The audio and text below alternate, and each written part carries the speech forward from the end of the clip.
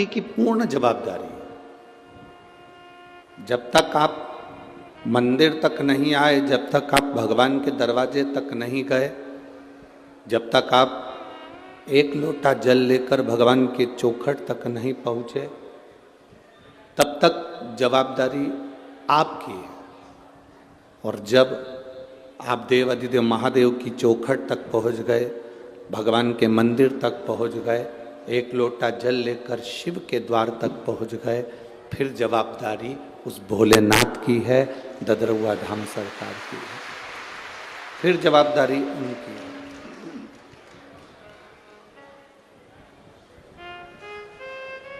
अब हमारा पूर्ण समर्पण, अब हमारा जो समर्पण है, हमने सब भगवान पर सौंप दिया। हमारा पूर्ण समर्पण हमने परमात्मा को दे दिया। जैसे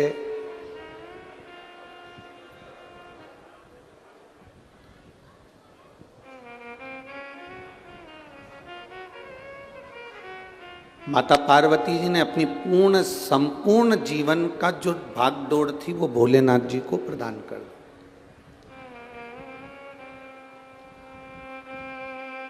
अब भगवान शिव उनको जैसा रखें, भगवान शंकर जैसा रखें, वो निभाती है। हमारी तमन्नाएं बहुत सारी हैं, हमारी आशाएं बहुत सारी है, और हम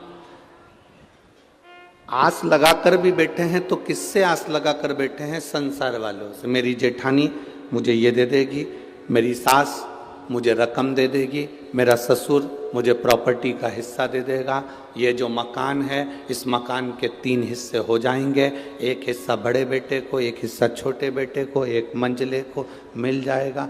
हमने आस दूसरों से लगाई।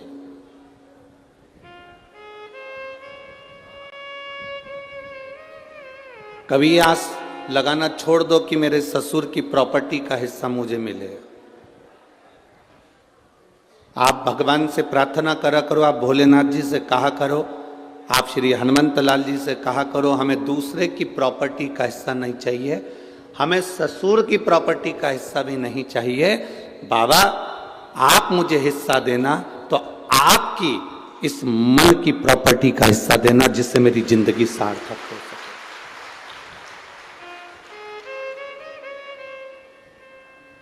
मान लो ससुर ने, सास ने आपको थोड़ा बहुत ज्यादा दे भी दिया, और मालूम पड़े वो बेटा तुम्हारा ऐसा ही निकल गया, मालूम पड़े कहीं डब्बे में लगा दिया, कहीं जुए में लगा दिया, मदिरापान में लगा दिया, वेश्यावृत्ति में लगा दिया, कहीं गलत जगह लगा दिया, तो वो तुम्हारा जो मिला हुआ धन है वो तो बर्बाद हो गया। भगवान से कहा करो कि मेरे भाग्य का मुझे मिले, मुझे दूसरे के भाग्य का चाहिए ही नहीं। यदि भाग्य में होगा तो मिलेगा जो।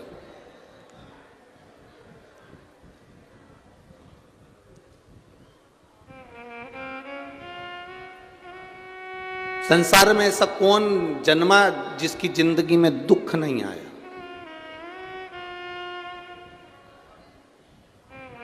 करोड़पति के घर में भी पैदा हो जाते तो दुख जिंदगी में पीछा नहीं छोड़ता।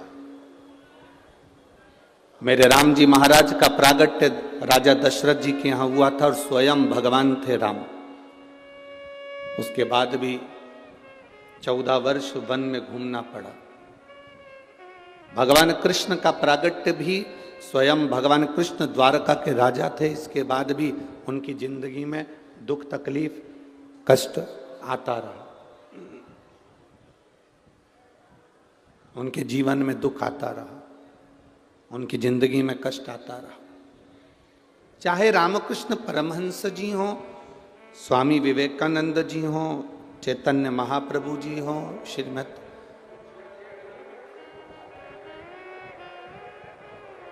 श्रीमद् वल्लभाचार्य जी हो, समय कहाँ से चल रहा है?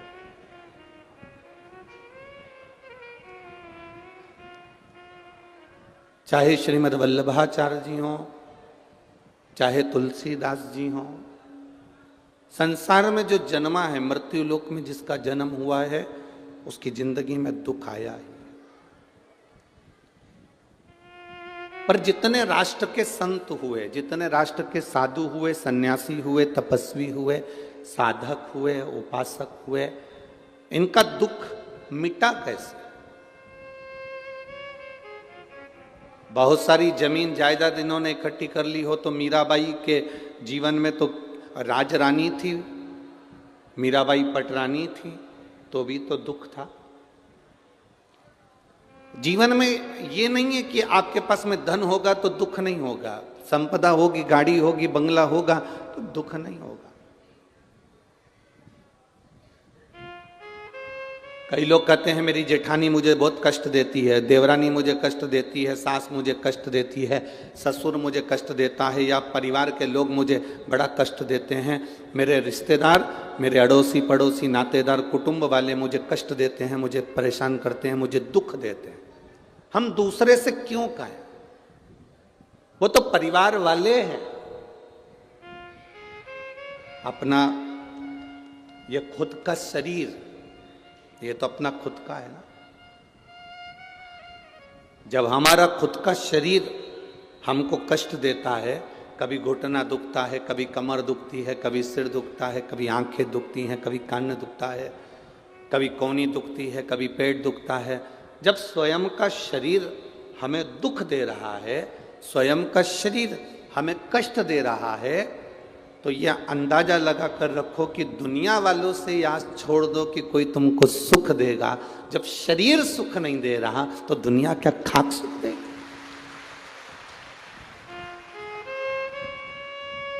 हमने आस कितनी लगाई है, हमने भरोसा कितना रखा, हमने विश्वास कितना रखा कि मेरे परिवार वाले मुझे सुख देंगे। आप में से कई माताएं ऐसी हैं जो भगवान श्री बालाजी महाराज से रोज कहती होगी, ददरहुआ धाम सरकार से, बाबा प्रार्थना करूं मेरे बेटे की शादी हो जाए, घर में बहू आ जाए, ऐसी कृपा करो भोलेनाथ, मेरे घर में बहू आ जाए, घर में बहू आएगी, गरम रोटी देगी, मेरी सेवा करेगी। अब इतनी सारी बुजुर्ग माताएं बैठी हैं, इनसे हाथ जोड़ के निवेदन करूं, तुम में से कितनों की बहू है जो देसी घी लगा के रोटी दे रही है, देसी घी लगा के जीवान से ऐसी दे रही है कि रोटी तो जान दो कितनी है। हे भगवान, बहू को छोरा छोरी हो जाए, मैं दादी बन जाऊं, दादी भी बन गई, अब प्रार्थना कर रही है बस पोते की शादी हो जाए, पोता बहू आ जाए, मैं परदादी बन जाऊं, परदादी बन जाऊंगी तो सोने की सीढ़ी पे चढ़ जाऊंगी। मंदिर की 4 सीढ़ी चढ़ते नहीं बन रही।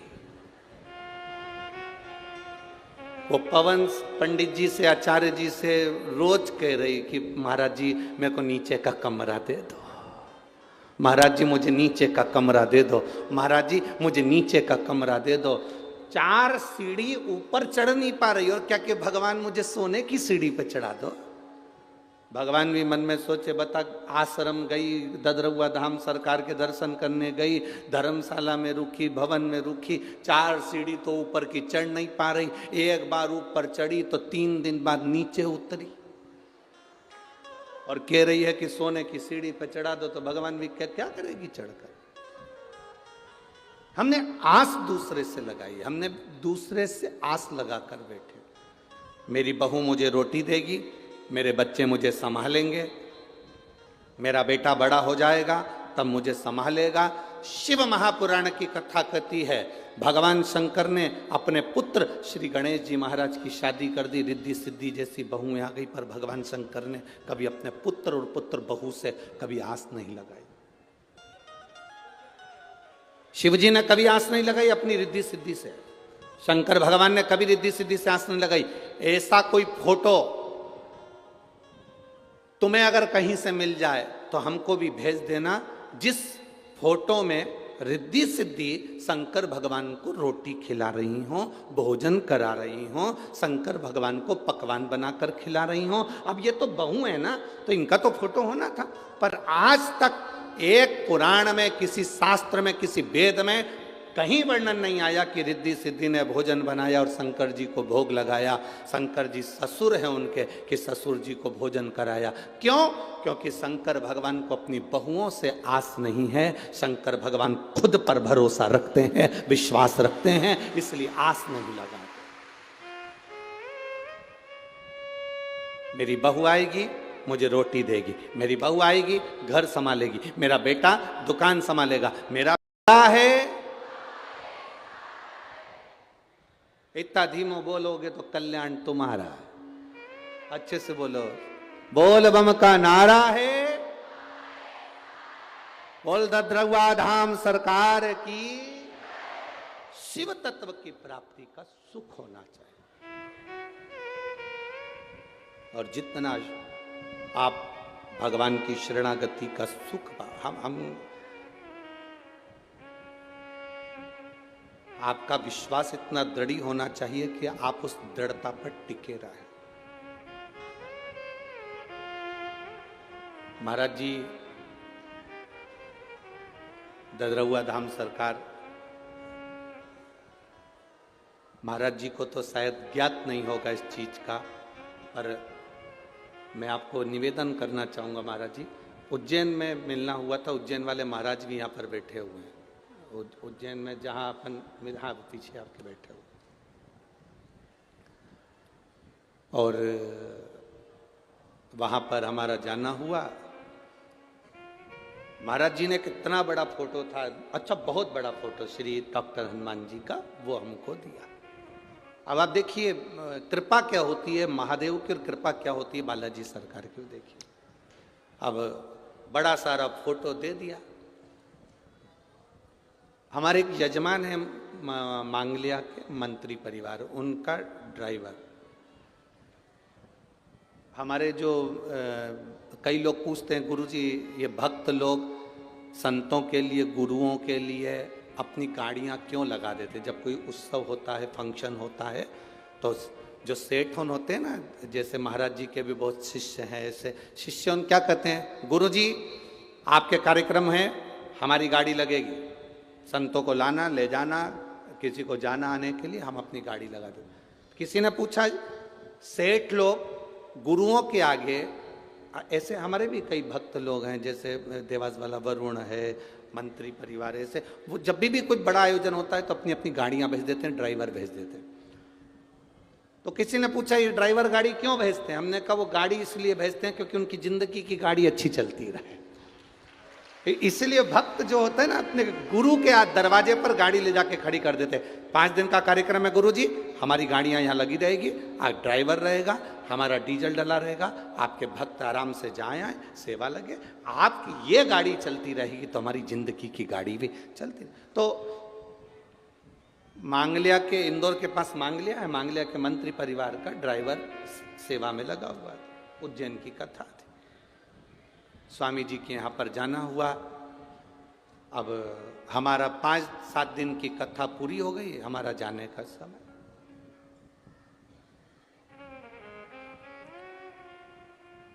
महाराज जी वो ड्राइवर कहता है कि आप जा रहे हो तो आपकी कोई निशानी नहीं दोगे हमको? तो सारा सामान पैक हो गया था, अब कुछ बचा हो देने के लिए, तो हम तो जाते समय शॉल भी नहीं ओढ़े थे कि शॉल दे दे। अब बागा तो वो पहन नहीं सकता, नहीं तो ये उतार कर दे। केवल एक डॉक्टर हनुमान जी का बड़ा सारा फोटो था। और कभी कोई मांग लिया जाए तो वहां पर मंत्री परिवार से पूछना, सीहोर वाले गुरुजी ददरहुआ धाम में कथा बाँच रहे हैं तो उन्होंने ये बात कही, तो उनके ड्राइवर से भी पूछना। अब डॉक्टर हनुमान जी का बड़ा सारा फोटो, तो हमने आशीष से कहा, आशीष वो फोटो लेकर आओ जो अभी स्वामी जी ने दिया है, और अपन जा रहे हैं, फोटो बड़ा सारा इनको दे दो। हमने वो डॉक्टर हनुमान जी का फोटो वो ड्राइवर को दिया। अब ड्राइवर बोला, गुरुजी इतना बड़ा फोटो और गाड़ी में जाएगा कैसे? हमने कहा कैसे भी जाएगा, पर तुम्हारे लिए यही काम आएगा, तुम रखो, इनको रखो तुम्हारे साथ में। अरे गुरुजी कहाँ रखूंगा? हमने कहा सीट पे रख के ले जाओ उसको। फोटो बहुत बड़ा था, हमारा फोटो जरा ज्यादा ही बड़ा था, तो उसको पीछे का दरवाजा खोल के पीछे से फंसाकर उसको गाड़ी में रखा और गाड़ी यहां से चली।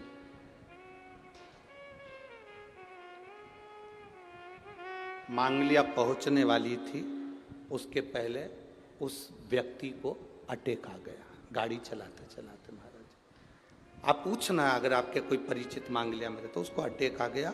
अटैक इतना भयंकर था कि ब्रेन हेमरेज हो गया, शरीर की नसें बंद हो गई, लकवा जैसा हो गया। वो गाड़ी पेड़ के पास में जाकर खड़ी हो गई, रुक गई। उसको जिनकी गाड़ी थी उनको सूचना करा, मंत्री परिवार आया, हॉस्पिटल लेकर गए। हॉस्पिटल में कह दिया इसका कोई भरोसा नहीं, इसका कोई भरोसा नहीं। महाराज जी वो फोटो गाड़ी में ही था और फोटो गाड़ी में था, पर एक बंदर एम्बॉय हॉस्पिटल का चक्कर जब तक वो व्यक्ति ठीक नहीं हो गया तब तक वो लगाता ही रहा था। एक बंदर,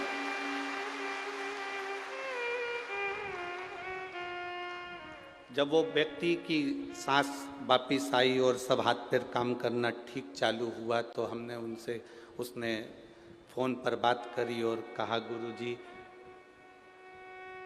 आप मुझे कुछ सामान देते या पैसा देते आखिरी में तो वो काम नहीं करता, परंतु आपने जो डॉक्टर हनुमान जी का फोटो दिया था वो काम कर गया। विश्वास दृढ़ होना चाहिए। हमारा भरोसा टूट जाता है, हम कह देते हैं अरे क्यों चिंता करते हो, क्या होगा क्या होगा। उस पर भरोसा तो रखो जिसके बल पर आए हो।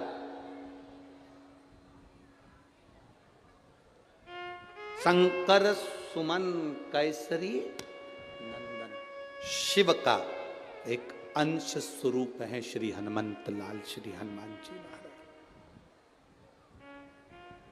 शंकर का एक स्वरूप है हनुमान जी महाराज, शिव का एक स्वरूप, प्रतिबिंब।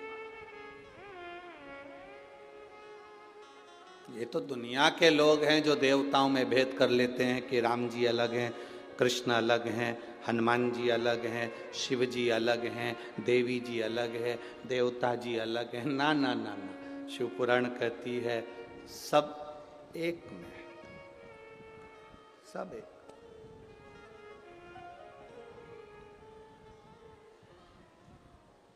सब एक।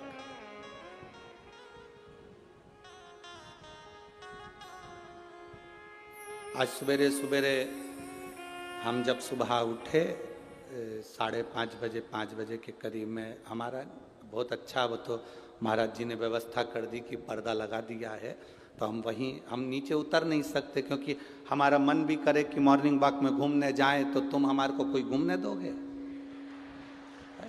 तो वो तो महाराज जी की बड़ी कृपा है, तो उन्होंने पर्दा लगा दिया, तो वहीं घूम लेते हैं सुबह के टाइम पर।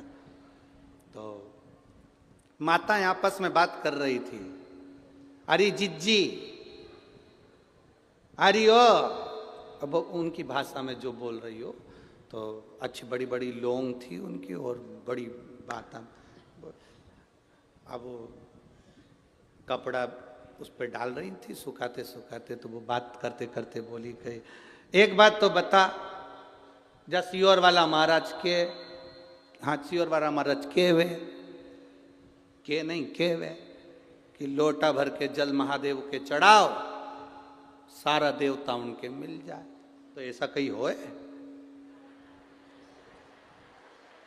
ऐसा कहीं होए? तो अब मैं कहूं जिज्जी, अरे ओ भिंड की जिज्जी, हाँ। अब सियोर वाला महाराज के कि जल चढ़ाओ, सारा देवता उनके मिल जाए, तो माली जो होता है ना पेड़ में पानी देने वाला, पत्ते को अलग से पानी देता है क्या? जम के तो बोलो जरा। डाली को अलग से पानी देता है क्या? फल को अलग से पानी देता है क्या? नहीं, जड़ में पानी डालता है, पत्ती, डाली और फल सब में पहुंच जाता है। अब तुम्हारे भिंड में ऐसा होता हो, अलग अलग पत्ती को पानी देना है, डाली को पानी देना हो, और मालूम पड़े फल को पानी देना हो, तो बात दूसरी है। पर शिव महापुराण की कथा कहती है, तुझ में रब दिखता है, यारा में क्या करूं, एक में सब दिखता है, यारा में क्या करूं, एक में सब समान, एक में सब है। हम जड़ में पानी दे रहे हैं तो पत्ते में भी पहुंचा है, हमने जड़ में पानी दिया तो वो फल में भी पहुंचा, हमने महादेव को पानी दिया, शिव जी को जल चढ़ाया तो वो 33 कोटि देवी देवताओं को अपने आप पहुंच जाता है। शिव को चढ़ाओ, अड़भंगा है मेरा महादेव, शिव अड़भंगा है। अड़भंग लोग कहते हैं, तो माता अंजना देवी ने जो शिवलिंग की, पार्थिव शिवलिंग की पूजन करी, और पार्थिव शिवलिंग का पूजन कर कर उन्होंने मांगा, भोलेनाथ जी से प्रार्थना करी, बाबा देवादिदेव महादेव सामने प्रकट हुए, मांगो तुम्हें क्या चाहिए। मेरे 3 वर है, अंजना माता कर रही, मेरे 3 वर है। पहला वर, मुझे आपके समान पुत्र चाहिए। शिव जी ने कहा, मेरे समान कहां ढूंढने जाऊंगा, मैं ही तेरे घर में आ जाऊंगा, कहां ढूंढने। शंकर भगवान बोले, मैं कहां मेरे समान ढूंढने जाऊंगा, मैं खुद तेरे यहां आऊंगा, कहां ढूंढने।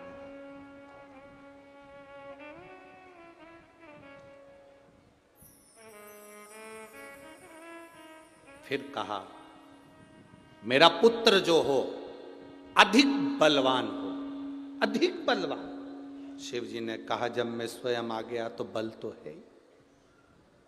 तीसरा जो माता अंजना देवी ने भगवान शिव से मांगा है, शायद दुनिया की हर माँ को भगवान के सामने झोली पसार कर मांगना चाहिए। अंजना माता ने भगवान शिव से कहा, मेरा जो पुत्र हो वो विनम्रवान हो, उसमें विनम्रता होना चाहिए।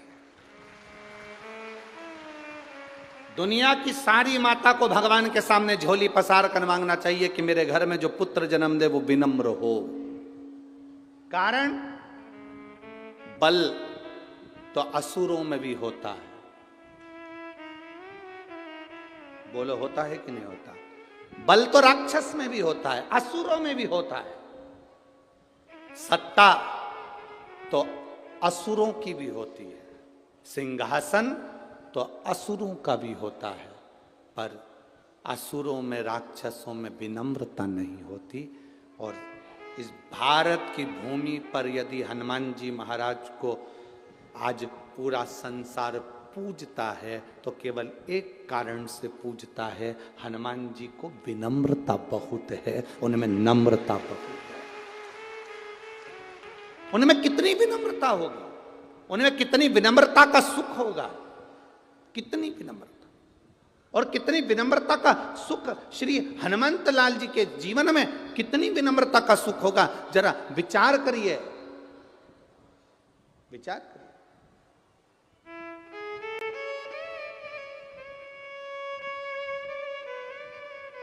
अब किसी ने कहा हनुमान जी में विनम्रता कहां दिखी, तो हम कहते हैं जिस समय पर सीता जी का पता लगाने के लिए जा रहे थे, जब माँ जानकी जी का पता लगाने चले तो हनुमान जी को क्या कहते हैं, अष्ट सिद्धि नव निधि के असबर दीन और राम रसायन तुम्हारे पासा सदा। कितना सुंदर कहा गया, तुम में अष्ट सिद्धि है, नवनिधि है।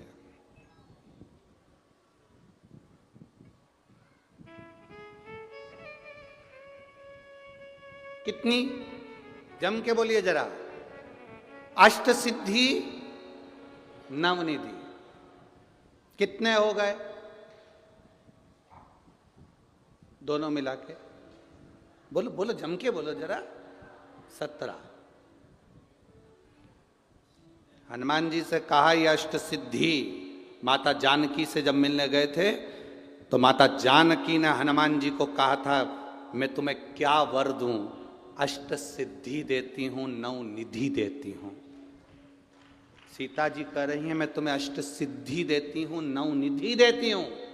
हनुमान जी ने कहा ये 17 लफड़े मेरी जिंदगी में मत पाड़। कितने लफड़े? 17। आप लोग जब आपस में बात करते हो ना तो बात बात में बहुत सारे लोग कह देते हैं अरे बहुत 17 लफड़े जिंदगी के चल रहे हैं। कोई पूछे तुमसे 17 लफड़े कौन से, ये वही हैं अष्ट सिद्धि नव निधि के। ये 17 लफड़े जिंदगी में चलते ही रहते हैं, नहीं चाहिए। विनम्रता देखी है श्री हनुमान जी महाराज की। उनको शंकर सुमन क्यों कहते हैं? माता अंजना ने मांगा, मां अंजना देवी ने कहा कि मेरे को वर देना, मेरा बेटा जो हो वो विनम्र हो। शंकर जी कहते हैं विनम्रता किस लिए? तो अंजना माता कहती हैं बलवान व्यक्ति, वीर व्यक्ति, सिंहासन पर बैठने वाला व्यक्ति, राजसी ठाट में रहने वाला व्यक्ति एक दिन मरकर चला जाता है। मरकर चले गया तो 2 साल, 4 साल, 6 साल, 8 साल उसको लोग पूजते हैं, उसके बाद कोई नहीं पूछता। पर कोई विनम्र व्यक्ति है अगर चला जाता है तो मरने के बाद भी पूजाता रहता है, उसकी विनम्रता के। हनुमान जी को शंकर सुमन कहा गया क्योंकि विनम्रता का लक्षण श्री हनुमंत लाल जी के पास विनम्रता। कितनी विनम्रता, जरा देखिए हनुमान जी की विनम्रता। शंकर सुमन क्यों कहते हैं हनुमान जी को? उनकी विनम्रता देखिए। जब सीता जी का पता लगाने जा रहे हैं तो अष्ट सिद्धि नवनिधि के दाता श्री हनुमान जी महाराज बूढ़े जामवंत से कह रहे हैं कि आप मुझे आज्ञा दीजिए कि मैं क्या करूंगा लंका में जाकर, क्या करना है मुझे, कैसे जाना है मुझे, क्या करना है मुझे। इतना बुद्धिवान श्री हनुमंत लाल और बूढ़े जामवंत से पूछ रहे हैं कि मैं क्या करूंगा वहां जाकर। मतलब उनकी बहुत विवेकी जो व्यक्ति होता है, जिसमें बहुत बुद्धि होती है, वो हमेशा झुक कर चलता है। उत्पन्न करो, भगवान से प्रार्थना करना कि भगवान ऐसी कृपा करना कि मुझे पलंग पर कभी मत पटकना, मैं चलती फिरती अपना काम करती रहूं, तेरा भजन करती रहूं, तेरे दरवाजे पर आकर एक लोटा जल चढ़ाती रहूं और अंत में तेरे धाम चली जाऊं।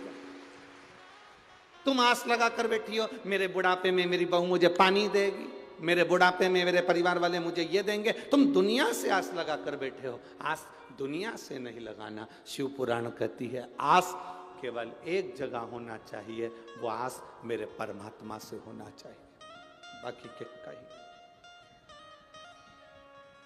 आशा एक राम जी से दूजी आशा तोड़ दे और नाता एक श्याम जी से दूजा।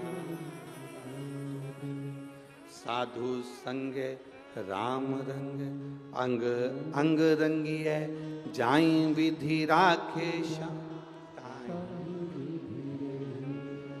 जैसा भगवान राखे वैसा रहो। आस नहीं लगाना मेरा परिवार मेरे को देगा, मेरा परिवार मुझे संभाल लेगा, मेरा परिवार ये कर लेगा। अंत घड़ी में मृत्यु के समय पर जब व्यक्ति की समय की घड़ी पल बेकार हो जाता है, जब वो पड़ा रहता है वेंटिलेटर पर, तब परिवार वाले केवल देखने के लिए आते हैं, दवाई दे सकते हैं, पैसा लगा सकते हैं, आपका इलाज करवा सकते हैं, हॉस्पिटल ले जा सकते हैं। पर अंत समय में अगर कोई संभालने वाला होगा तो जो तुमने लोटा भर के जल महादेव को चढ़ाया है वो शंकर तुम्हें अंत समय में आकर संभाल।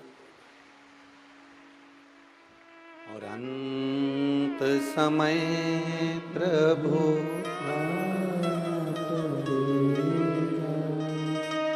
आप लोगों को आता है?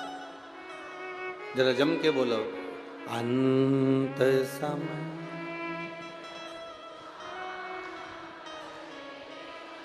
वचन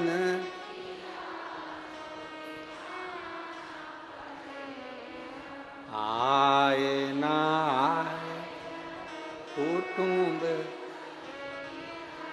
अंत समय प्रभु आना पर वचन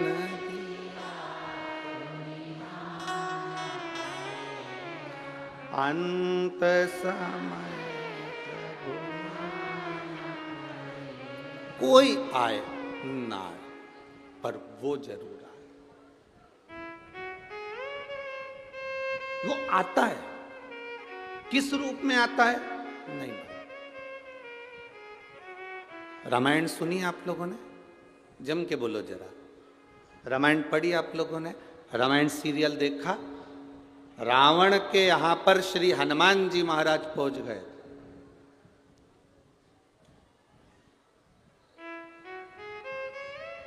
और रावण को हनुमान जी ज्ञान दे रहे थे, सुन रावण, सब छोड़ दे, प्रभु राम की शरण ले। रावण कहने लगा, बंदर होकर मुझे ज्ञान देता,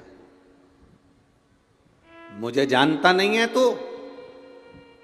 तेरी मृत्यु तेरे पास में खड़ी है। रावण हनुमान जी से कह रहा है, तेरी मृत्यु तेरे पास में खड़ी है। रावण वो बलवान था जिसने मृत्यु को भी कैद में रख रखा था, अपने बंधन में रख रखा था। वो कहे तो अब भी मारे।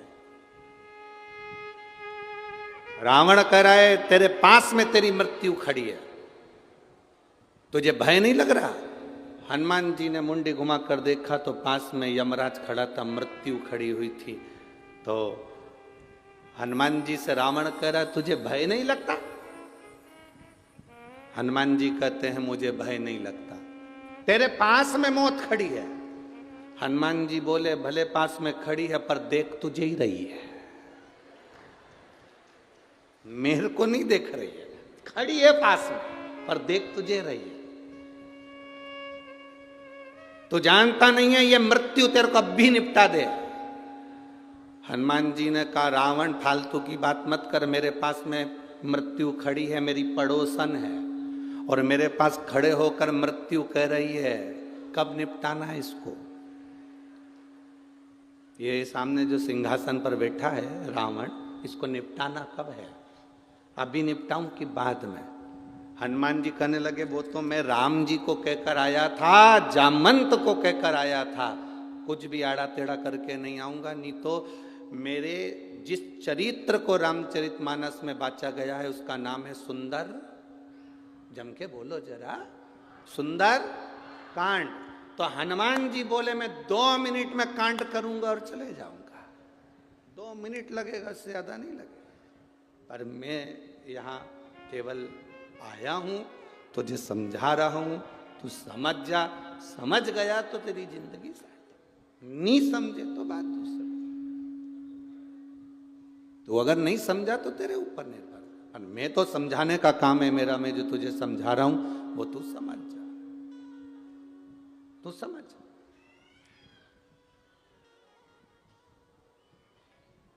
अब ये तो समझने वाला विषय है जो आप समझ जाए।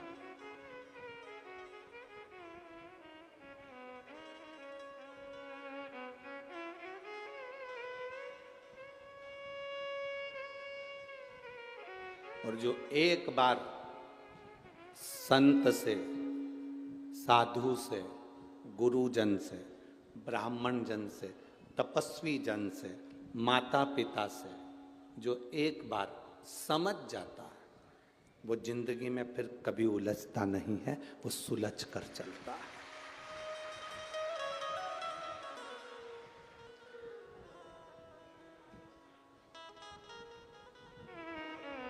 जिस व्यक्ति को अपने घर के बड़ों की बात बुरी लगने लगे, जिस बहू को सास ससुर की बात बुरी लगने लगे, जिस बेटे को माँ बाप की बात बुरी लगने लगे, दूसरों की बात अच्छी लगने लगे, पड़ोसन की बात अच्छी लगने लगे, रिश्तेदारों की बात अच्छी लगने लगे, और घर का व्यक्ति कहे तो बुरी लगने लगे, तो समझ लेना उस व्यक्ति को दुनिया में कोई नहीं बचा सकता। उसका अंत निश्चित है, उसे बर्बाद होना है। उसे कोई नहीं बचा सकता, उसका बर्बाद होना निश्चित है। आपको अगर अपने घर के लोगों की बात बुरी लग रही है और दोस्तों की बात अच्छी लग रही है, रिश्तेदारों की बात अच्छी लग रही है, परिवार वालों की बात अच्छी लग रही है और अपने परिवार के लोगों की बात बुरी लग रही है, तो समझ लेना कि अब तुम्हारा समय बेकार आ गया।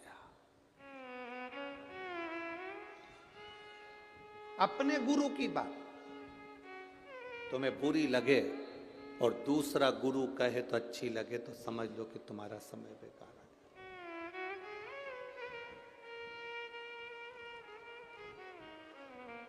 कभी किसी से ऐसी आस मत लगा के बैठो कि जिस आस से हमको तकलीफ, जिस आस से हमको तकलीफ, हम क्यों लगाएं? हनुमान जी को क्या कहते हैं? शंकर। ये शिव महापुराण जो हो रही है ददरुआ धाम सरकार के इस पवित्र प्रांगण के अंदर, श्री हनुमंत लाल जी के इस पवित्र मंदिर प्रांगण के अंदर जो ये शिव पुराण की कथा हो रही है, इसका नाम है शंकर सुमन शिव महा। शंकर हनुमान जी को शंकर सुमन भी कहा गया। सुमन की मतलब क्या होता है? लोग उसे पुष्प भी कहते हैं। शिव का एक स्वरूप भी कहते हैं, शंकर का पुत्र भी कह देते हैं, शिव का एक प्रतिबिंब भी कह देते हैं। माता अंजना देवी ने जब भगवान शंकर की आराधना करी थी, शिवलिंग की पार्थिव लिंग का निर्माण करती, पूजन करती माता अंजना, उनके साथ में केसरी बाबा भी पूजन करने बैठे। गौतम ऋषि के कहने पर उन्होंने पूजन करी थी, गौतम बाबा के। जब माता अंजना जी के गर्भ से संतान नहीं हुई, बहुत समय निकल गया, बहुत समय संतान का सुख नहीं हुआ, तब उन्होंने गौतम बाबा से कहा, पिताजी मेरी संतान नहीं है, मैं क्या करूं? पिताजी ने कहा, पार्थिव शिवलिंग का पूजन करो, उसका अभिषेक करो, तुम्हारे यहां संतान हो।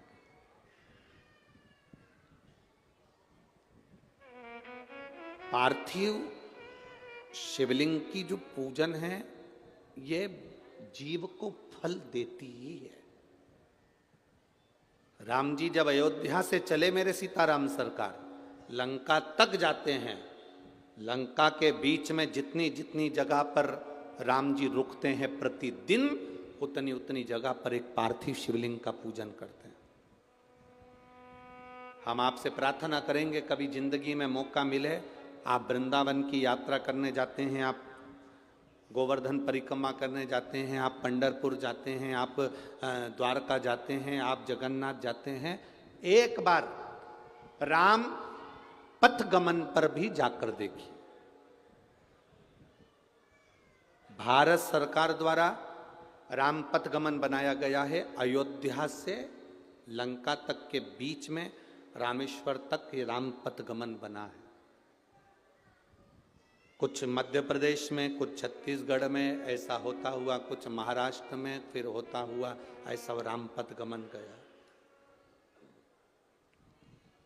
कभी मौका लगे आपको, आप पूरे राम पथ गमन पर चलकर देखिए। पैदल राम पथ गमन पर नहीं जा सकते तो आप गाड़ी से जाकर देखिए। पूरे राम पथ गमन में जितने मंदिर किसी के नहीं मिलेंगे, पूरे राम पथ गमन में उससे ज्यादा मंदिर केवल देवाधिदेव महादेव के मिलेंगे, क्योंकि राम जी जहां रुकते थे वहां शिवलिंग की स्थापना करते थे। मेरे राम जी जहां रुकते थे वहां एक पार्थिव शिवलिंग का निर्माण करते थे और उसका पूजन करते थे। मेरे राम जी का नियम था, दशरथ जी का नियम था, एक पार्थिव शिवलिंग का निर्माण करना, उसकी पूजन करना।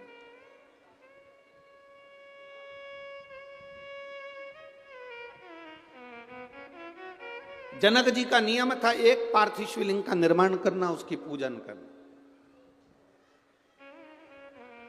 हम आपसे कहेंगे, इस ददरुआ धाम की पवित्र भूमि से आपसे निवेदन करेंगे, जिंदगी में जब दुख की घड़ी बहुत घेर रही हो, तब एक पार्थिव शिवलिंग का निर्माण आपको भी कर कर उसकी पूजन करना चाहिए। आप कहीं मिट्टी लेने नहीं जा सकते, अपने गमले में, जो गमला तुम्हारे घर के अंदर उसमें जो मिट्टी हो उसी को ऊंचा उठाकर उसी के ऊपर जल चढ़ाकर उसी की पूजन कर कर उसी का विसर्जन कर दो और बाबा से प्रार्थना कर दो, बाबा मेरे दुख की ये घड़ी है, इसको तू संभाल लेना, तू जान लेना। ये उसके ऊपर छोड़।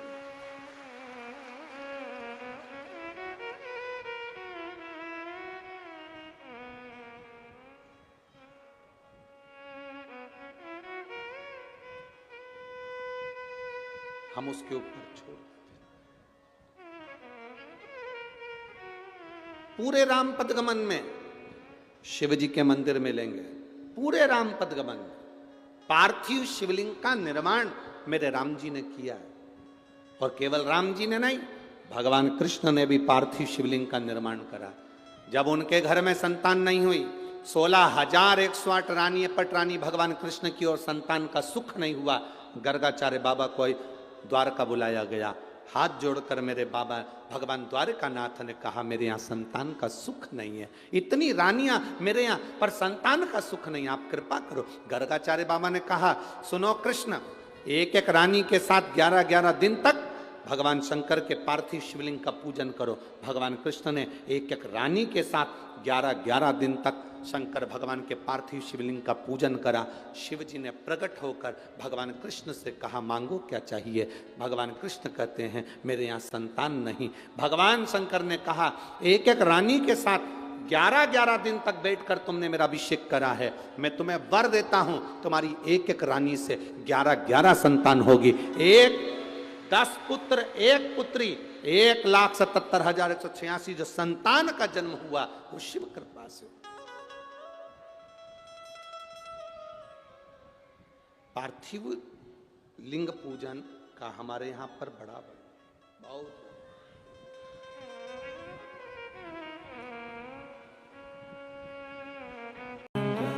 ओंकारेश्वर भगवान की जय, बेलकेश्वर महादेव की जय, ओघड़नाथ भगवान की जय, कुबरेश्वर महादेव की जय। हर हर महादेव, हर हर महादेव, हर हर महादेव। हर काशी विश्वनाथ, ओघड़दानी, त्रिकालदर्शी, कैलाशी, अविनाशी भगवान शिव, जिनकी पुनित पावन शिव महापुराण की कथा संपूर्ण विश्व के कल्याण हेतु बाबा देवाधिदेव महादेव की कृपा से, उनकी करुणा, उनकी उदारता से आप और हम सभी वीरों की भूमि, क्रांतिकारियों की भूमि, बेलकेश्वर महादेव की भूमि, ओघड़नाथ की भूमि, माँ जगज्जननी जगदम्बा अम्बा दुर्गा भवानी की भूमि मेरठ से इस कथा का लाभ ले रहे हैं। आज कथा का 4th दिवस है। कथा मंडप में विराजमान सभी संत, साधु, गुरुजन, तपस्वी जन, साधक, उपासक, ब्राह्मण जन एवं कथा के मुख्य आयोजक श्री केदारेश्वर सेवा समिति मेरठ, मुख्य यजमान श्री संदीप गोयल जी, श्रीमती रश्मि गोयल जी, श्री आशीष बंसल जी, श्रीमती पूनम बंसल जी, संरक्षक डॉक्टर ब्रजभूषण जयप्रकाश अग्रवाल जी, डॉक्टर राम कुमार जी गुप्ता, अध्यक्ष कृष्ण कुमार जी गुप्ता, महामंत्री आशीष बंसल जी, ऋषि अग्रवाल जी, राजेश जी, सुमित जी, अनिल जी, विपिन सिंघल जी, सुमित सिंघल जी, राहुल जी, अर्ची जी सिंहल जी, अर्चिन जी सिंहल जी, आशीष प्रताप सिंह जी, पवन बंसल, बबीता बंसल जी। एक बार सभी यजमान परिवार के लिए जोरदार ताली बजाकर स्वागत, वंदन, अभिनंदन। जिन्होंने इस पवित्र पावन शिव महापुराण की कथा का दिव्य और भव्य आयोजन कराकर आप और हमको कृतार्थ किया है। चतुर्थ दिवस की कथा है।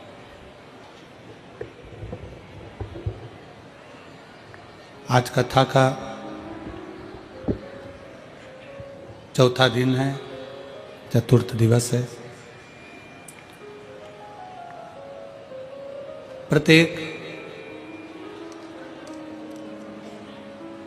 अवस्था के बाद में चौथी अवस्था जरूर आती है। बचपन गया, जवानी गई, अधेड़ी गई, फिर बुढ़ापा आ गया।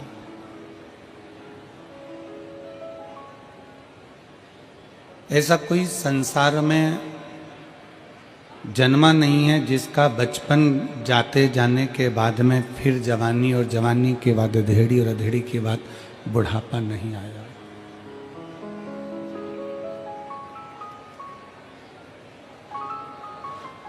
अपनी चौथी अवस्था है अपना बुढ़ापा।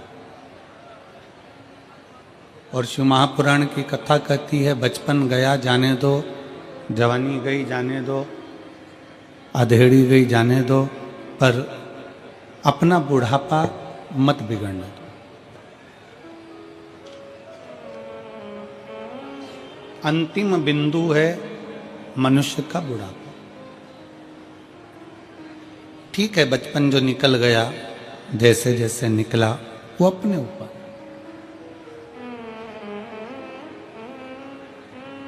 खेलते खेलते निकल गया, विद्या अध्ययन करते निकल गया, मित्र दोस्तों के साथ निकल गया, वो एक अलग विषय है। जवानी आ गई, इतने भोग और विलास में डूब गए कि हम कहाँ हमारा बचपन गया और आगे क्या होना है उसका स्मरण नहीं हो पाया।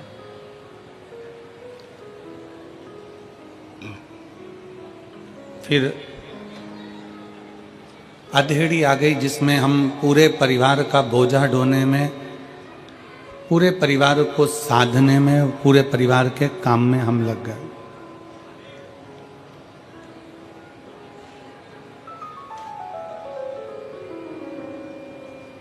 एक मनुष्य, मानव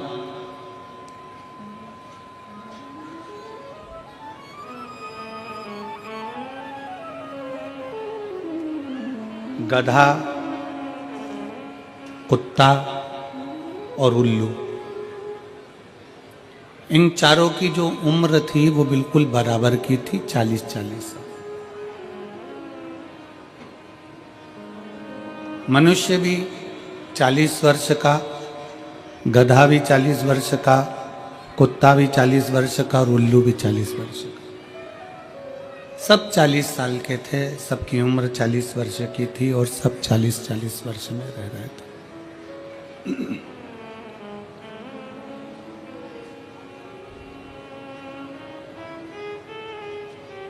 एक दिन गधे के मन में थोड़ा सा दुख हुआ और गधे के मन में दुख इस बात का हुआ कि मैं 40 वर्ष तक लोगों का बोझा ढोऊं, 40 वर्ष तक दुनिया के भार को मैं ढोता रहूं, मेरी उम्र थोड़ी सी कम हो जाना चाहिए, मुझे कम उम्र चाहिए, मुझे इतनी उम्र चाहिए ही। गधा भगवान के पास में गया और गधा भगवान से विनय करा कि भगवान भोले बाबा, हे मेरे शंकर, हे त्रिकालदर्शी, कैलाशी, विनाशी, कुछ कृपा करो और मेरी उम्र आधी कर दो। तो भगवान ने भी कहा ठीक है, गधा बेचारा इतना परेशान है, लोगों का वजन ढोता है, बोझा ढोता है, इसकी उम्र आज से 20 साल कर दी जाती है। मनुष्य को बेचैनी होने लगी और मनुष्य तुरंत भगवान के पास पहुंचा कि भगवान, तुमने मुझे 40 वर्ष की उम्र दी है और 40 वर्ष की उम्र में मैं क्या करूंगा। 40 साल में तो एक ना एक दिन बस निकल जाएंगे ऐसे ही दिन, और मैं मर जाऊं। मैंने इतना सारा कमाया, इतना सारा मैंने बनाया, इसका भोग कब करूंगा? भगवान ने पूछा तो तुझे क्या चाहिए? मनुष्य ने कहा कि जो गधे के 20 साल तुम्हारे पास में बचे हैं उसके आधे हो गए, और 20 वर्ष जो गधे के बचे हैं वो मुझे दे दो। भगवान ने कहा गधे की उम्र लेकर तू क्या करेगा? नहीं, मुझे तो चलेगी, तुम तो दे दो। 40 साल का मनुष्य था, 20 साल भगवान ने गधे के दे दिए। कितने साल का मनुष्य हो गया? 60 साल। थोड़ी देर बाद कुत्ता आया और कुत्ते ने भगवान भोलेनाथ जी से कहा, बाबा मेरी 40 साल की उम्र, दरवाजे पर भोंकता रहूं, झूठन चाटता रहूं, चिल्लाता रहूं, दुम हिलाता रहूं, दरवाजे के बाहर पड़ा रहूं, मेरी उम्र कम कर दो। भगवान ने कहा कितनी कम कर दूं? बस आधी कर दो। भगवान ने उसकी उम्र 20 साल कर दी। कुत्ता 20 साल का हो गया। मनुष्य फिर आ गया, बाबा 60 में मेरा क्या होगा? भगवान ने कहा तो फिर क्या करूं? जो कुत्ते की बची है वो भी मुझे दे दो। ठीक है, ले जा। 20 साल कुत्ते की भी मनुष्य को दे दी। मनुष्य कितने का हो गया? जम के बोलो, जम के जरा, 80 का। थोड़ी देर बाद उल्लू आ गया। उल्लू ने भगवान से कहा, बाबा मैं 40 साल का और मेरी जिंदगी पेड़ों पर टंगे टंगे रात भर जगते जगते निकल जाए, ऐसी उम्र का मैं क्या करूंगा? मुझे सोने को ही नहीं मिले, रात रात भर जगता रहूं, चौकीदारी करता रहूं, ऐसी उम्र का मैं क्या करूंगा? मेरी उम्र आधी कर दो। भगवान ने कहा ठीक है उल्लू, आज से तू 20 साल का। थोड़ी देर बाद मनुष्य फिर आ गया और उसने भगवान से कहा, हर हर महादेव। भगवान 80 में मेरा क्या होगा? भगवान ने कहा उल्लू की बची है तो क्या चलेगी, ले जा। कितने का हो गया? 100 का। मनुष्य की असली उम्र कितनी है? 40। 40 साल वो जितना एंजॉय करता है, 40 साल में वो जितना विद्या अध्ययन करता है, 40 साल में वो जितना अच्छा दिखता है, 40 साल में जो वो उन्नति की सीढ़ी पर चढ़ता है, 40 साल में जो खाता है वो पच जाता है, 40 साल में कैसे भी वस्त्र धारण कर ले तो भी सुंदर नजर आता है। 40 साल कुछ पड़ोसन कह रही है, पहले दूध चढ़ा, उसको स्माइल देके कह दो, वो जानता है उसको क्या चाहिए। अगर मैंने दूध पहले चढ़ा दिया, जल नहीं चढ़ाया, मतलब मेरी मर्जी नहीं है, या मर्जी किसकी है? उसकी। बहुत देर से इंतजार में बैठा था, पानी सब चढ़ा कर चले गए, तो डायरेक्ट दूध चढ़ा दे, उसने चढ़वाया है, मर्जी उसकी है। हम नहीं चढ़ाते कुछ भी, हम हमारी मर्जी से चलते ही नहीं है। ये चमक, ये दमक, फूलवन में महक, सब कुछ सरकार तुम ही से। हम क्या जान सकते? कुछ भी नहीं। विद्वान मत बनो, बहुत विद्वान नहीं बनना, बहुत विद्वान।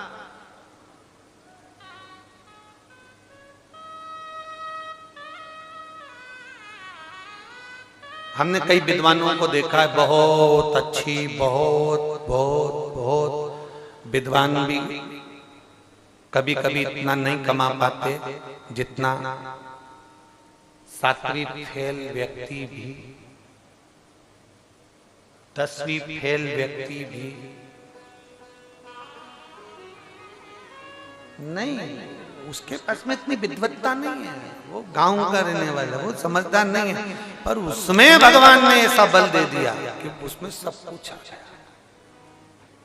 आप में भी कई ऐसे बैठे होंगे, नहीं इतना पढ़ा होंगे, नहीं पढ़े होंगे। अब तुम्हारे यहाँ पढ़ी लिखी बहू आ जाती है और सास इतनी पढ़ी लिखी नहीं होती। अब दोनों से रोटी बनवा लो और दोनों से सब्जी बनवा लो। एक भोजन बनाने में चतुर है और एक बेवकूफ बनाने में चतुर है, दोनों में अंतर है। सास भोजन बनाने में चतुर है और बहू एक सास ने बहू से कह दिया, सुन तुझे क्या बनाना आता है? आइसक्रीम। कई रेसिपी बुक निकाली, उसमें पढ़ा दूध को उकालो, चमचे से हिलाते रहो, शक्कर डालो, बेकिंग पाउडर डालो, फिर क्या कौन सा पाउडर? वेनिला डालो, फिर इलायची पाउडर डालो, फिर 1 घंटा फ्रिज में रख दो। बहू भी बड़ी समझदार थी, मंदिर में गई, घंटा निकाल लाई, फ्रिज में रख दिया। उसमें लिखा था 1 घंटा फ्रिज में रखो, घंटा मत रखो। जो दूध का पाउडर है बनाया हुआ उसे रखो, वो घंटा रखी आई। वो तो सास विद्वान थी बेचारी, जो 2 घंटे तक इंतजार करी, 3 घंटे इंतजार करी, 1 दिन इंतजार करी, क्यों रही आइसक्रीम नहीं बनाई। और जो सास ने फ्रिज खोला तो उसमें मंदिर का घंटा रखा। सास ने पूछ लिया, ये घंटा किसने रखा? मम्मी बुक में लिखा था 1 घंटा फ्रिज में रखो, मैंने मंदिर का घंटा रख दिया।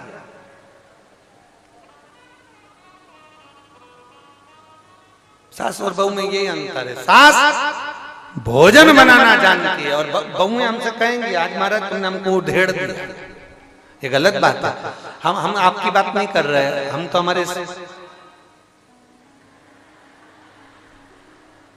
तुम्हारे ऊपर मत लो, हम तो अपनी बात।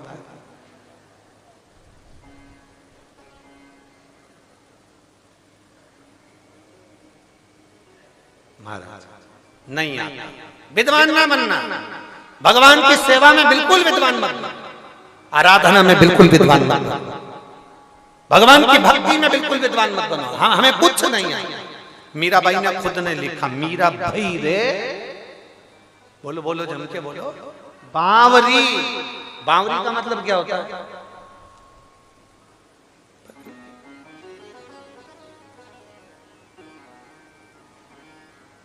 अरे लोग पूछे कि तू क्यों इतरावे, क्या तो मिला जो तू फूलों समावे। मेरो एक ही मंत्र महान, के गुरु मेरो समरत। मेरो क्या तो करे गो यमराज, जब गुरु मेरो समरत। कौन जाने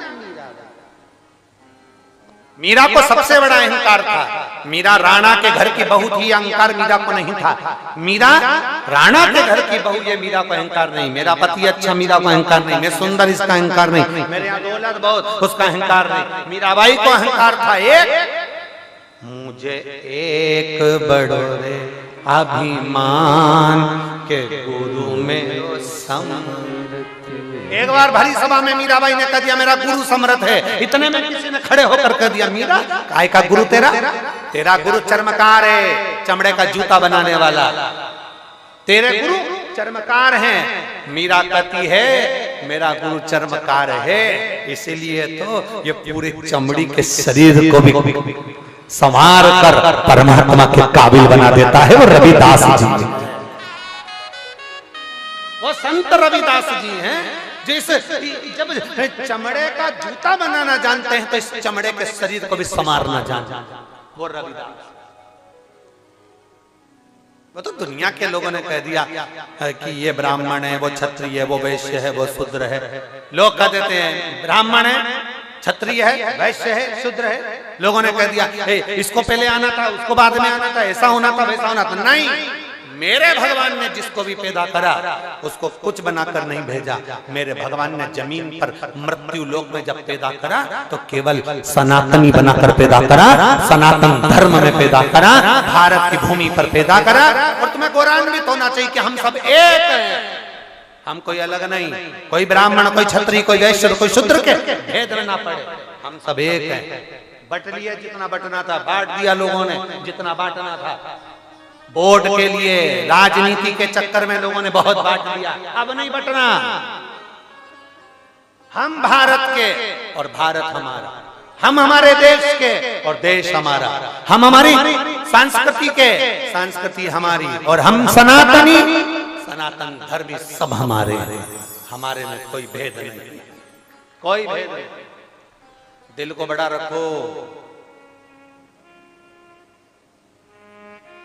सरकार तुम्हारे मोहल्ले की रोड में तारा बाबा जी की इस पवित्र कुटिया में पधारे परम पूज्य गुरुदेव गीता मनीषी श्री ज्ञानानंद जी महाराज जी, जिन्होंने संपूर्ण भारत में ही नहीं संपूर्ण देश और विदेश में मां गीता को जनमानस के बीच में सबके दिलों में विराजमान किया।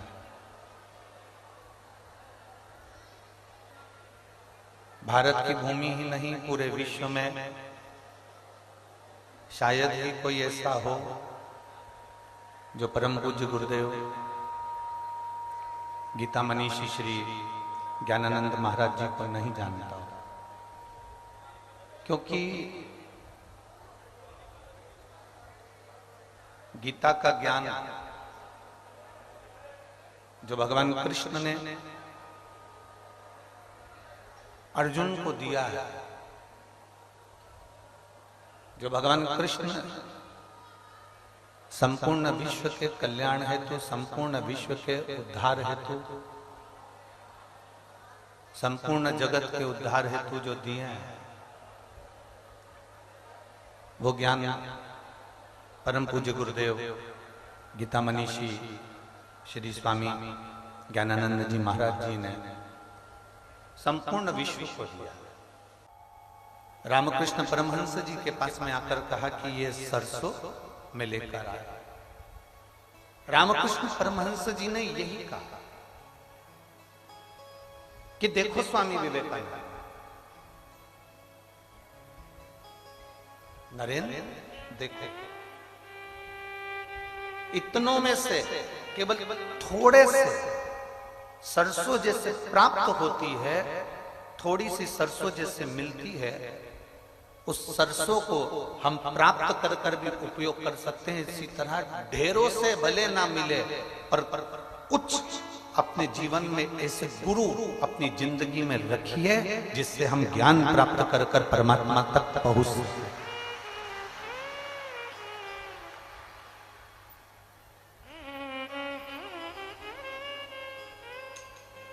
उन्हीं पूज्य गुरुओं में गीता मनीषी परम पूज्य ज्ञानानंद जी महाराज जी, कि हम ऐसे गुरुओं की शरण में रहें जिससे हमारी जीवन की एक आनंदता हमें परमात्मा के चरणारविंद तक लेकर चली।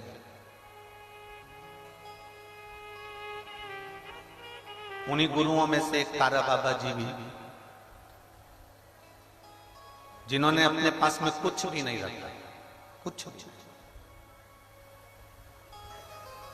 आज गोविंद जी बता रहे थे, किसी एक भक्त के यहां से बाबा जी के लिए रोटी बनकर आती थी 5। कितनी रोटी आती थी? 5। और उसमें से भी कोई भक्त आ जाता था तो उसको वो रोटी निकाल कर दे देते थे, और सब्जी जो आती थी वो सब्जी और रोटी दूसरे को देकर एक रोटी अपने पास में रख लेते थे, उस रोटी को पानी में डुबो कर खा लेते थे और शिव नाम की भक्ति में बैठे रहते। एक गुरु है, एक सत्य।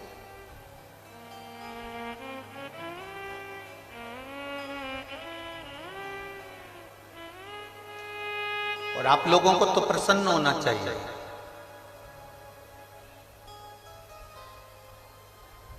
हरियाणा की पवित्र भूमि कुरुक्षेत्र, और कुरुक्षेत्र की पवित्र भूमि पर निवास करते थे मुदगल ऋषि।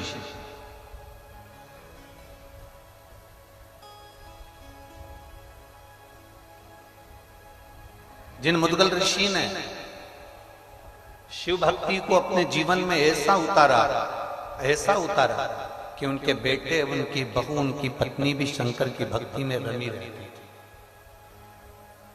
और उनका नियम बड़ा भारी था। जैसे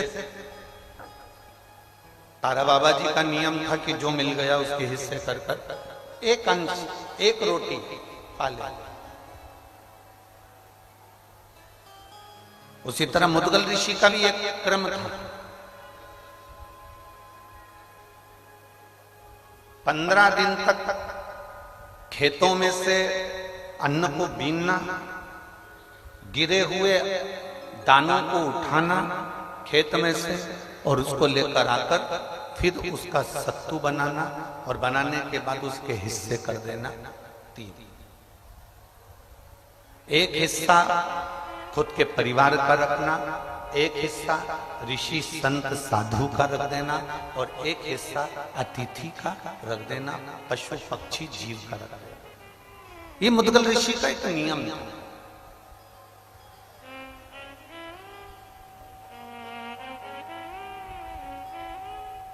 ये मुद्गल ऋषि का एक नियम बना हुआ। अब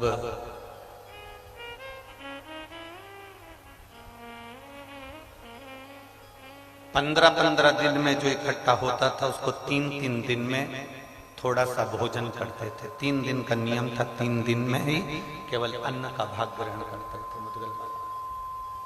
3 दिन। एक बार कुरुक्षेत्र की पवित्र भूमि पर अकाल पड़ गया और आसपास सब दूर सूखा पड़ गया, कोई अन्न का दाना नहीं मिला। कई महीने निकल गए, ना स्वयं को कोई अन्न का दाना मिलता है, ना उनकी धर्म पत्नी को कोई अन्न का दाना मिलता है, ना बेटे को मिलता है, ना बहू को मिलता है, कुछ नहीं। आज तारा बाबा जी की जो कथा, जो बात श्री गोविंद जी ने कही कि 5 रोटी में से 1 रोटी जो थी बस वो ग्रहण करना, बाकी के एक अतिथि के लिए, एक ऋषिवर गुरुवर कोई आया, साधु सन्यासी तपस्वी साधक उपासक, उसको दे, एक जीव के लिए।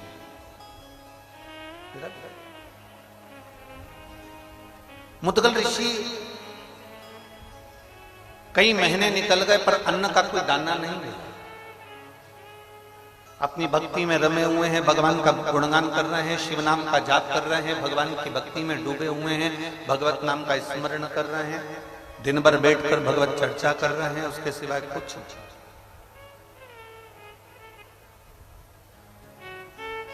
पिता शंकर का जाप करेगा ना तो चल जाएगा। पत्नी पति के पीछे चलती है, इसलिए पति को जाप करता हुआ देखेगी ना तो शंकर की भक्ति में डूब जाएगी, चल जाएगा। बेटा अपने माँ बाप को भक्ति में डूबा हुआ देखेंगे ना तो भक्ति करेंगे तो चल जाएगा। पर बहू जो दूसरे के घर से आती है उसको 3 महीने तक लगातार एक अन्न का निवाला ना मिले तो चलेगा? जम के तो बोलो चलेगा? एक अन्न का दाना बहू के मुख में ना, एक अन्न का। और 3 महीने जब निकल गए, 3 महीने के बाद फिर सोचा कि अब जाता हूं, किसी खेत में से कोई बीजे मिल जाएंगे, किसी खेत में से कोई अन्न का दाना मिल जाएगा तो उसको लेकर आता हूं। और खेत में गए, अन्न का दाना थोड़ा सा मिल गया, मिलने के बाद थोड़ा सा सत्तू तैयार भी हो गया। सत्तू तैयार भी हो गया तो सत्तू के फिर 3 हिस्से कर दिए और 3 हिस्से करके उसमें से थोड़ा सा, एक भाग जरा सा मिला था, उस भाग में से भी एक भाग पत्नी को दे दिया, एक भाग बेटे को दे दिया, एक भाग बहू को दे दिया और एक भाग खुद लेकर गए। खुद 2 हिस्से अलग निकाल दिए, 2 हिस्से अलग दे दिए। पशुपतिनाथ का व्रत करते हो तो कितने हिस्से करते हो प्रसाद का? कितने मंदिर में देते हो? अपने लिए कितना लेकर आते हो? 1। अब तुम अपने लिए तो 1 लेकर आए हो, पर उसमें पशुपति व्रत में तो ये वर्णन है कि वो हिस्सा भी तुम्हारे को किसी को देना नहीं है। पर मुदगल बाबा जो व्रत कर रहे हैं, मुदगल बाबा जो व्रत धारण करे हैं, मुदगल ऋषि जो व्रत धारण करे हैं, उसमें से 2 हिस्से, एक अतिथि के लिए, एक ऋषिवर के लिए, साधु के लिए, सन्यासी के लिए, जीव के लिए, जलचर, थलचर, वायुचर के लिए रख दिया। एक हिस्सा मुदगल ऋषि ने अपने पास में रखा और उस हिस्से में से भी एक भाग पत्नी को, एक भाग अपने बेटे को, एक भाग अपनी बहू को दे दिया। और इतना इतना सब सत्तू का भाग लेकर बैठे ही थे और हाथ में जल लिया ही था और प्रसाद पाने ही वाले थे। इतनी देर में शिव तो शिव है, शंकर तो शंकर है, ओघड़ी तो ओघड़ी है, शिव दयालु तो शिव दयालु है। और मेरा भोलेनाथ का एक अंश दुर्वासा ऋषि, मेरे शिव के अंश दुर्वासा बाबा उनके दरवाजे पर पहुंच गए। आवाज लगाई, ऋषिवर, ऋषिवर, ए ऋषिवर। मुदगल ऋषि के कानों में शब्द गया, आसन को छोड़ा, प्रसाद को छोड़ा, बाहर गए। कौन आया? दर्शन किए तो दुर्वासा बाबा थे, दुर्वासा ऋषि थे। हाथ जोड़कर निवेदन करा, दुर्वासा बाबा आप आइए, आसन लो, बैठो। बैठाया। आज कैसे आना हुआ?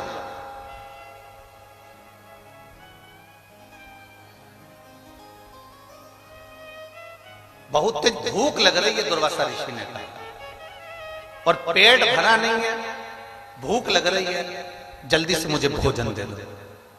मुदगल ऋषि ने कहा, बाबा जी आप भी कहां भोजन करने आए हो? हमारे पास में पेट भर कर भोजन तो शायद ही मिलेगा।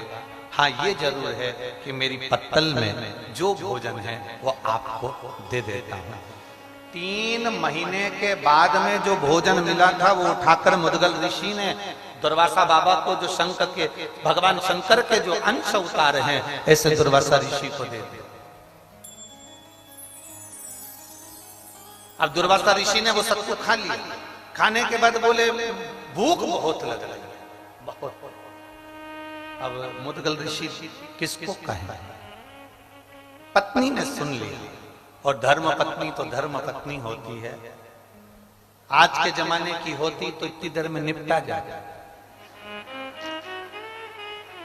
अगर मान लो आज के समय की होती ना, तो उसको मालूम है कि दुर्वासा ऋषि आए और इन्होंने अपना दे दिया, अपने को भी अपना देना पड़ेगा, तो उससे पहले। पर धर्म पत्नी, धर्म पत्नी, मुदगल ऋषि की धर्म पत्नी ने तुरंत अपनी पत्तल को अपने पति के हाथ में दे दिया और पति से कहा, स्वामी ये लीजिए और ये गुरुवर को दे दीजिए, वो इस प्रसाद को खा ले। पति अपनी पत्नी को देख रहा है, मुदगल ऋषि अपनी धर्म पत्नी को देख रहे हैं कि कितनी। आज मुदगल ऋषि को यह आश्चर्य नहीं हो रहा कि ये मेरी पत्नी है। आज मुदगल ऋषि को यह आश्चर्य नहीं हो रहा कि मेरे घर की बहू है। आज मुदगल ऋषि को यह आश्चर्य हो रहा है कि इसके माता पिता के संस्कार कितने प्रबल होंगे जिसने इसको जन्म दिया।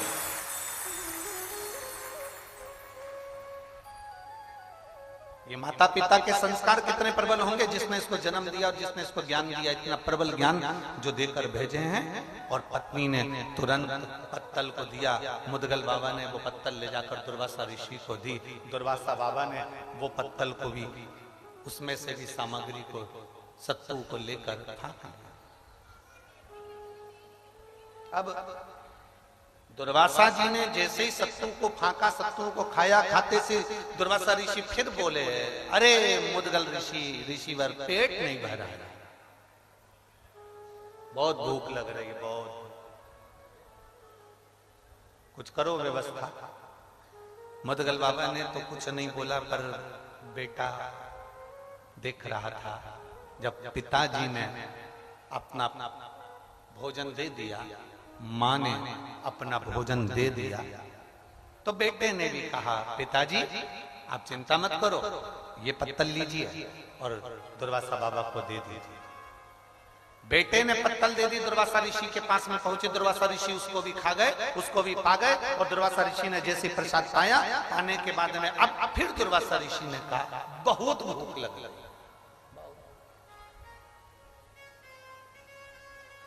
बहुत भूख लगी।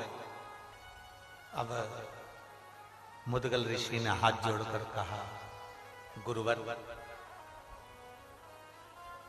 जो हमारे पास में था वो हमने आपको दे दिया। मेरी पत्नी के पास में जो था उसने भी आपको प्रसाद में दिया। मेरे बेटे के पास में जो था वो बेटे ने आपको दे दिया। पर मुदगल ऋषि तो कह रहे थे और दुर्वासा जी नैनों से इशारा कर रहे थे कि बहू के पास है, अभी प्रसाद रखा। परीक्षा कैसी लेता है भोलेनाथ। हमने पहले भी कथा में कहा, दुख जब भी आता है ना, तुमको निखारने के लिए आता है। तकलीफ जब भी मिलती है ना, तुमको अच्छा बनाने के लिए मिलती है।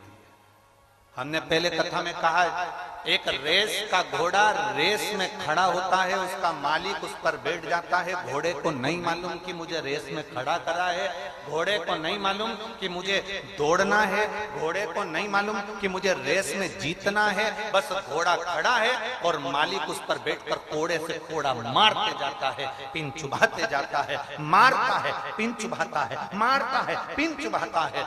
घोड़े को बहुत तकलीफ होती है और इतनी तकलीफ घोड़े को होती है कि घोड़ा भागता है, इतना भागता है, दुनिया ताली बजाती है इसलिए कि घोड़ा आगे निकल रहा है। पर घोड़े से पूछा जाए कि तू भाग क्यों रहा है, तो घोड़े को समझ में आता है कि मुझे कष्ट इतना मिल रहा है कि मुझे दौड़ना पड़ रहा है। वो कष्ट के कारण वो दौड़, वो कष्ट इतना दौड़ा, इतना दौड़ा, इतना दौड़ा कि आखिरी में वो घोड़ा पहले नंबर पर आ गया, रेस में जीत गया। दुनिया ने सोचा कि रेस घोड़ा जीता है, पर घोड़े से पूछो वो रेस नहीं जीता है। घोड़े को तो जो मार पड़ रही थी, जो कष्ट मिल रहा था, जो तकलीफ आ रही थी, घोड़ा उस तकलीफ को झेलकर दौड़ रहा था, अपने कष्ट के कारण दौड़ रहा था। इतना दौड़ा कि आगे निकल गया और रेस में जीत गया। उसी तरह मेरा भोले बाबा जब तुम्हें दुख देता है, तकलीफ देता है, कष्ट देता है, तो समझ लेना तुम रेस के घोड़े हो और तुम्हें आगे निकालना है, इसलिए दुख दे रहा। तुम रेस के घोड़े हो, तुम्हें आगे निकालना है, इसलिए वो कष्ट दे रहा है। तुम रेस के घोड़े हो, तुम्हें आगे ले जाना है, इसलिए वो तकलीफ दे रहा है। तुम रेस के घोड़े हो, तुम्हें दुनिया से अग्रण्य लेकर जाना है, इसलिए वो तुम्हें कष्ट प्रदान कर रहा है। उसमें हमें दुखी नहीं होना, उसमें हमें कष्ट नहीं लेना। मुदगल ऋषि ने सोच लिया कि ये भोलेनाथ जी जो आए हैं, दुर्वासा ऋषि जो आए हैं, ये साधारण नहीं है।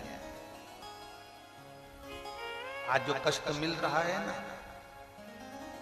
पहले तो अपने भीतर एक बात उतार लो, ऋषि का दर्शन, गुरु का दर्शन, संत का दर्शन, साधु का दर्शन, तपस्वी का दर्शन, साधक का दर्शन, किसी भगवान के भक्त का दर्शन, नदी, तालाब, बावड़ी, कुआं, कोई समाधि, कोई मंदिर, कोई देवालय, कोई शिवालय का दर्शन यदि होता है अपनी जिंदगी में, तो ये अंदाजा लगा कर रखना कि हमारे पूर्व के कोई पुण्य बहुत ज्यादा प्रबल हो गए होंगे, जो आज हमें संतों का दर्शन हो जाए। साधु जन, गुरुजन, तपस्वी जन, साधक जन जो हमको मिल रहे हैं, जो उनका दर्शन हम कर रहे हैं, कोई हमारे पूर्व का पुण्य बहुत प्रबल हुआ होगा, हमारे पुण्य का प्रबलता बनी होगी, तो हमको दर्शन का फल मिला। एक बच्चा गुल्लक भरता है, भरते जाता, जब उसको गिफ्ट की जरूरत पड़ती है तब फोड़ दो।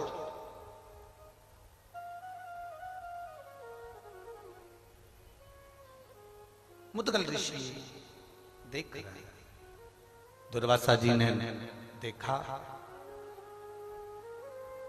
भूख लगी है ऋषिवर, भूख लगी है। अब मुदगल ऋषि बोले कि प्रभु जो हमारे पास में था दे दिया, अब हम क्या, भूख लगी। मुदगल ऋषि ने अपनी बहू की पत्तल पर देखा,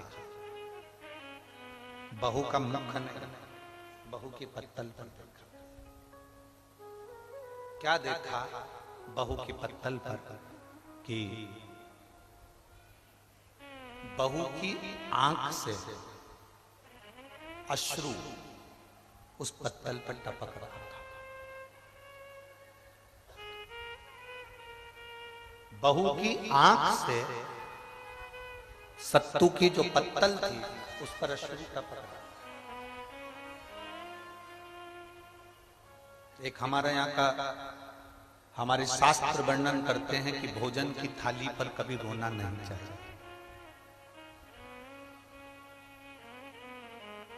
भोजन की थाली के सामने कभी मत रो। शिव महापुराण की कथा कहती है जो तुम्हारे सामने भोजन आया है उसको इतने प्रेम से पाना, इतने प्रेम से पाना कि तुम्हारे चेहरे पर चमक आ जाए। भले तुमको वो भोजन पसंद नहीं आया, भले वो भोजन में स्वाद नहीं है, पर तुम्हारे प्रसन्नता के साथ खाना। क्योंकि जिस प्रसाद को हम पाते हैं, जिस भोजन को हम करते हैं, उस समय पर हम जैसे अपने मन में अनुभव करते हैं, भोजन पहुंचने के बाद हमारी इंद्रियों को उसी तरह का बल प्रदान करता है। इसलिए कभी भी भोजन करते समय आंसू बहाते समय भोजन ना करें, रोते रोते भोजन ना करें, क्रोध करते करते भोजन ना करें। शिव महापुराण की कथा तो यहां तक कहती है कि तुम्हारे सामने टीवी चल रही है तो टीवी को बंद करो फिर भोजन करो। हाँ, अगर टीवी पर कोई सत्संग आ रहा है, कथा आ रही है, गीता जी आ रही है, श्रीमद् भागवत आ रही है, शिव पुराण आ रही है, भजन चल रहा है, तो भले टीवी चालू रखकर भोजन कर लो। पर अगर कोई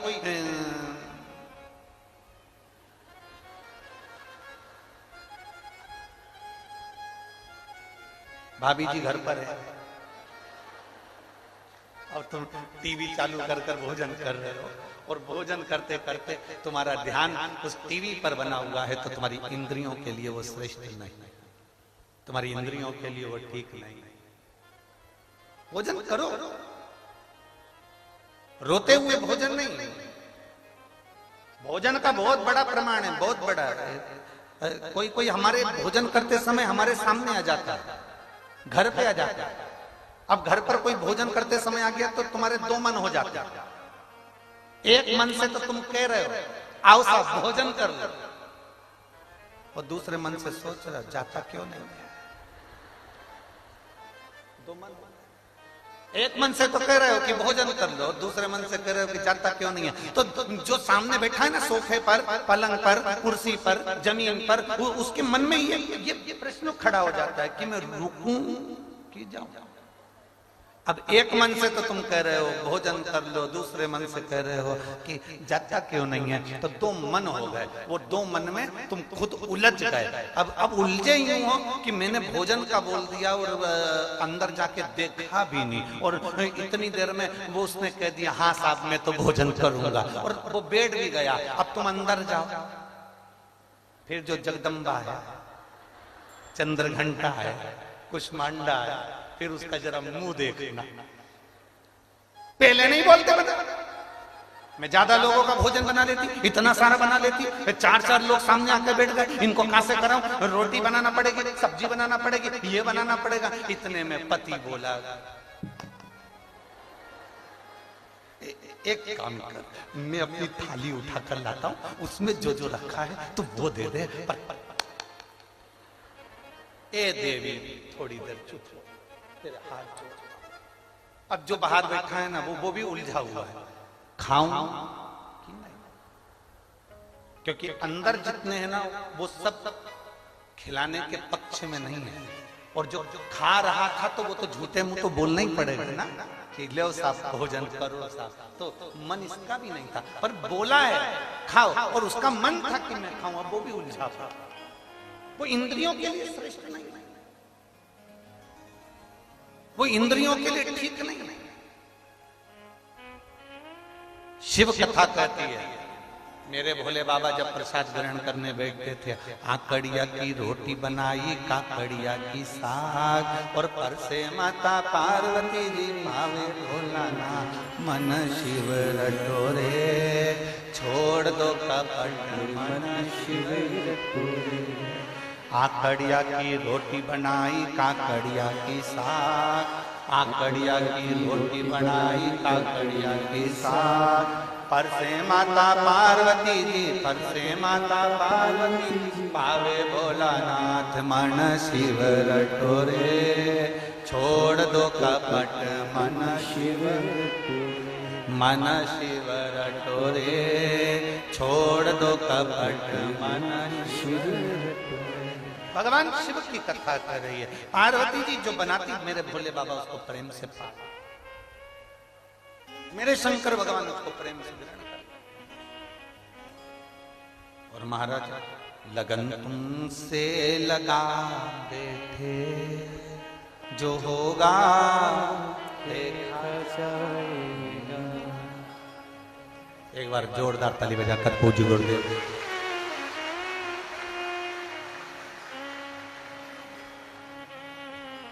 लगन तुमसे लगावे